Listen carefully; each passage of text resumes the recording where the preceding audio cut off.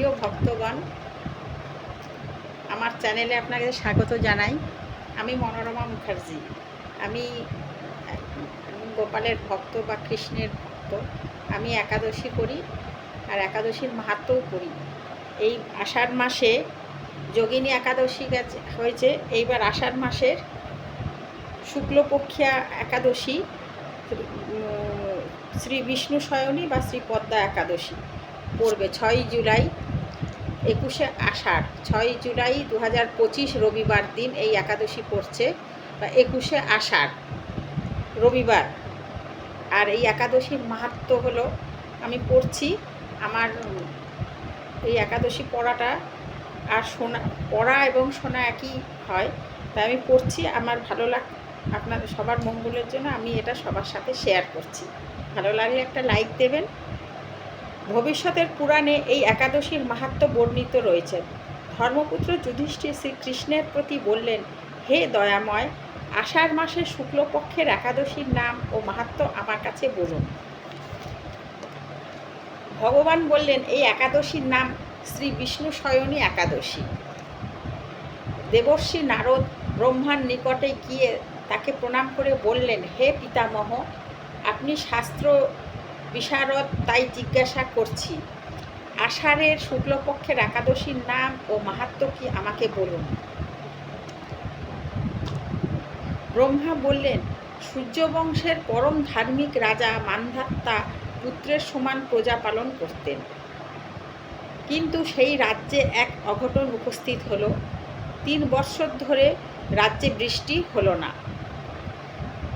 অন্যাভাবে প্রজাগণ প্রপীড়িত হয়ে রাজার কাছে দুঃখের কথা জানালেন।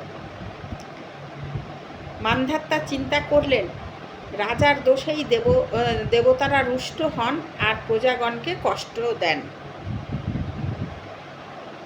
আমি নিজে জ্ঞানত কোনো পাপ করিনি, তথাপি প্রজার কল্যাণ করতে হবে। রাজা মান্ধাত্তা এমন চিন্তা করে কিছু প্রধান ব্যক্তিকে সঙ্গে নিয়ে আঙ্গিকার আশ্রমে গিয়ে ভক্তি ভরে মুনির চরণ বন্দনা করে বললেন, ধর্ম অনুসারে আমি পৃথিবী পালন করি, তথাপি 3 বৎসর রাজ্যে বৃষ্টি হচ্ছে না। অন্যভাবে প্রজাগণ কষ্ট পাচ্ছে। যে উপায় এই দুঃখ মোচন হবে সেই উপদেশ দিন।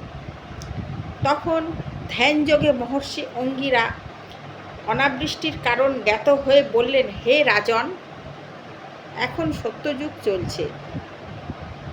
বিপ্র ব্যতীত অন্যের তপস্যা সিদ্ধ হবে না, কিন্তু বর্তমানে এক শূদ্র তপস্যা করছে, সেই অপরাধেই এমন অবস্থা হলো। কাজেই তাকে বিনাশ করলে রাজ্যে বৃষ্টিপাত হবে। মুনির কথা শুনে পরম ধার্মিক রাজা এমন কর্ম করতে রাজি হলেন না। নৃপতির এমন মনোভাব জেনে মুনিবর অন্য এক উপায় জানালেন। আষাঢ়ের শুক্লপক্ষে শ্রী বিষ্ণু শয়নী নামে একাদশী ব্রত পালন করলে জগতের মঙ্গল হবে বলে মুনি এই কথা জানালেন। মহর্ষি এই উপদেশ পেয়ে রাজা হলেন খুব খুশি। সকল পরিবার পরিজন, আপ্তবর্গ, এমনকি প্রজাগণও এই ব্রত শ্রদ্ধা সহকারে পালন করলেন, আর সেই ব্রতের প্রভাবে বৃষ্টি হলো ও প্রচুর শস্যও জন্মালো। এই একাদশী হতে ভক্তগণ চতুর্মাস্য ব্রত পালন করেন। এই ব্রতকালে জন্মাষ্টমী, রাধাষ্টমী, বামন দ্বাদশী ব্যতীত অন্যান্য দিবসে হবিষ্যান্ন গ্রহণ করে নিত্য কীর্তন নর্তন করলে শ্রীহরি পরমপ্রীত হয়ে ব্রতীকে গন্ধর্বলোকে প্রেরণ করেন। শ্রীহরি মন্দিরে ত্রিসন্ধ্যায় যেই ব্যক্তি 108 বার গায়ত্রী মন্ত্র জপ করেন, তার কোটি জন্মের পাপ বিদরিত হয়। অন্তিমে গোলকধামে সে গমন করেন।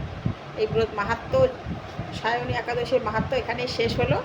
ভালো লাগলে একটা লাইক দেবেন এবং চ্যানেলটিকে সাবস্ক্রাইব করবেন। ধন্যবাদ।